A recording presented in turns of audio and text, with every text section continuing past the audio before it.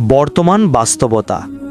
আজকের দুনিয়া পরিবর্তনের সবচেয়ে দ্রুত পথে দৌড়াচ্ছে। প্রযুক্তি বেড়েছে, সুযোগ বেড়েছে, কিন্তু মানুষের অন্তরের শান্তিটা যেন কমে যাচ্ছে।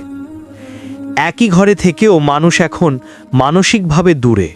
সম্পর্ক আছে কিন্তু সময় নেই, ভালোবাসা আছে কিন্তু মন নেই। বস্তুবাদ এতই বেড়ে গেছে যে মানুষ নিজের মূল্যবোধ হারাতে বসেছে।